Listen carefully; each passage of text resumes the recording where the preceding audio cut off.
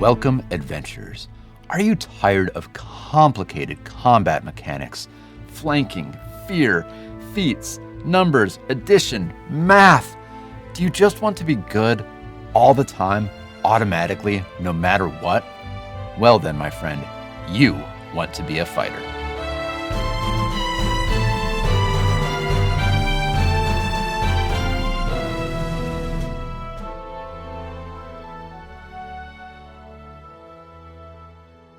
Welcome to Rebel Then King.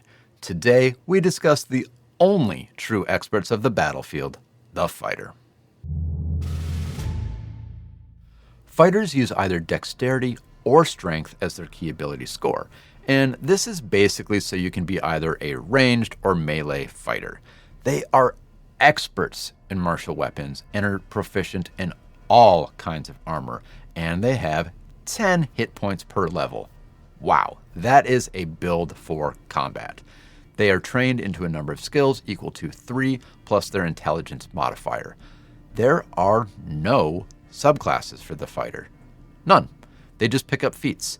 It's the only class that operates this way, and that's a design decision that, frankly, I kind of disagree with. But first, let's talk about how awesome they are.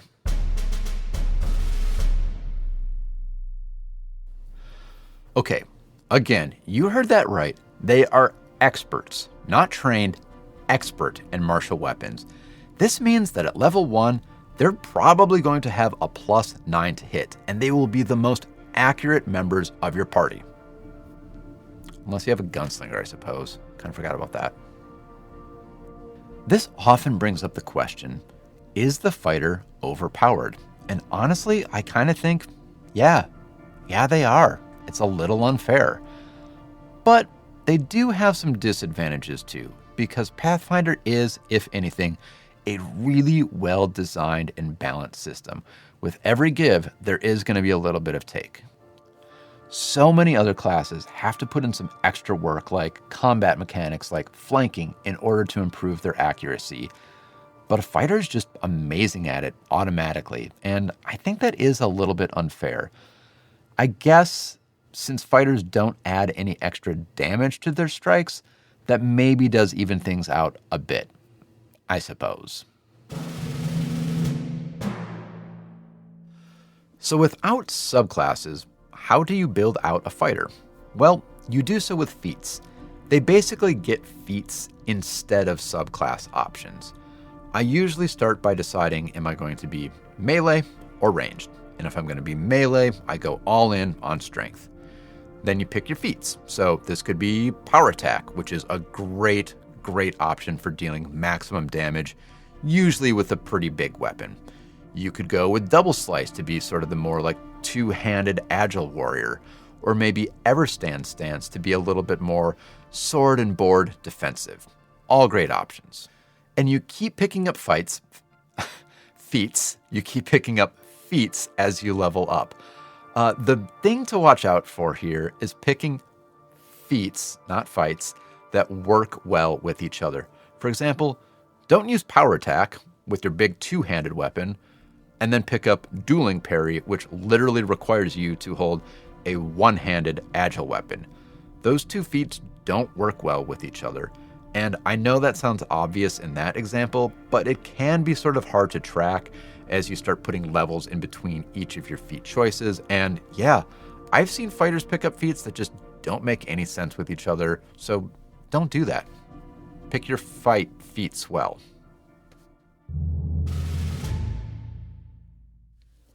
Now, I actually think the best use of the fighter is range. You see, ranged weapons are a bit tricky in Pathfinder 2nd Edition.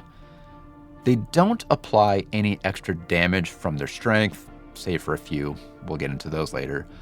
And you don't usually get any advantage to your attack roll either. You're often even getting a disadvantage because you are shooting through cover. You can't flank with a ranged weapon, so you're not getting any flanking bonuses. And that means you're just sort of often like pot-shotting like a D6 or D8 with no extra damage, reloading, and it can feel a little bit underwhelming. Now, this is where the fighter can truly shine. This is where that expert proficiency helps. So first of all, with that expert proficiency, you are more accurate, so it kind of doesn't matter if you're shooting through cover or if you can't get a flank. You're going to hit still. You're going to do reliable chip damage on your enemies. That's good. Another thing about ranged weapons is that some of them will have the deadly or even the fatal trait. This means that when they crit, they really crit. And again, by having that expert proficiency to your attacks, you are going to hit more often, but more importantly, you will crit more often, taking advantage of those crit features of some of the ranged weapons. And then finally, fighters actually do have some feats like point blank range that do let you add extra bonus flat damage to your ranged attacks. This is so rare in Pathfinder. So honestly, if you were thinking of building like a crossbow ranger or maybe a throwing star monk, I would consider rebuilding that as a fighter. But, back to melee for a second, because fighters have another feat that used to be everywhere, but is now almost exclusive to them, the attack of opportunity. This obviously really helps melee fighters. And it often means that a melee fighter can kind of just like stride up to someone with one action, hit them twice for two actions, leave them almost dead, and then when that enemy takes their turn, oh yeah, here comes the attack of opportunity. Boom, that creature is dead. I like reactions a lot. Reactions with a +9 to hit, I like those even better. So given that the fighter is proficient in all kinds of armor, has expert training, you basically have a class that really only has to invest in either strength or dex and nothing else to be effective. And this is really powerful. If you remember a lot of the other videos we've done looking at other classes so far, a lot of other classes really do need multiple, 2, maybe even 3 stats to be at least decent in order to be effective. Those clerics, for example, yeah, you will need some wisdom. You're going to want that charisma so you can cast more spells, and then you need either some dexterity or strength for your melee and defenses.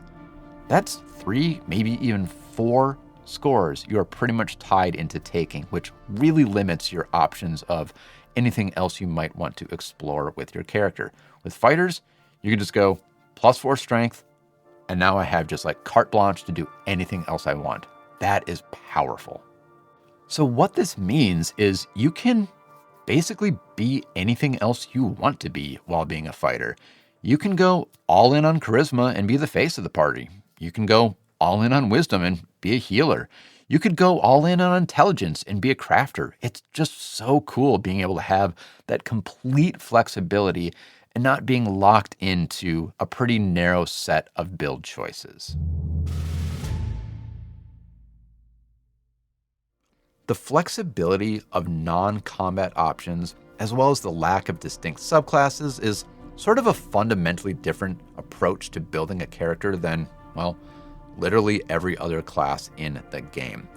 It's something I've seen referred to as a chassis system from Derek on Knights of Last Call. Knights of Last Call, if you don't know, is a fantastic YouTube channel almost entirely dedicated to Pathfinder 2nd Edition, so if you haven't checked them out, do so now. Finish this video and then do so. That's what I meant to say. And I definitely agree with his description, and I could see a system kind of like one that he suggested where you have a martial chassis, a magic chassis, and a support chassis. And it's sort of like your 3 like mech suit templates in some games, You just start with one of the basics and then you buy add-ons, or in this case just gain feats along the way, and that's where you get your unique character build options. It could be really cool. It's just not what was done for 21 of the other classes in the game, just for this one. And for that reason, I just kind of can't get over it and kind of don't like it. Well, I guess that's it. I really don't have all that much to say about fighters other than they're really amazingly powerful, but they're really different and maybe overpowered in a way that is just a little bit off-putting to me. I really do like, though, that you do have pretty decent flexibility in building out non-combat parts of the character due to that freedom of your ability score boost. That's cool. It seems to be a really popular choice for pretty obvious reasons, but I don't know. I just kind of never get that excited about a fighter build. I think I'm going to give it just 6 out of 10 double chocolate cookies. Double chocolate cookies are another thing that like a lot of people really, really like, and I think are just kind of like lazy and obvious and only so. So yeah, fighters, just keep on critting more often than other members of your party can even land a hit. It's what you do.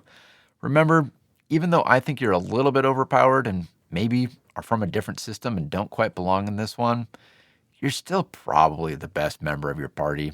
And you're still going to be one of the most popular choices forever because, fine, I'll say it, fighters rule.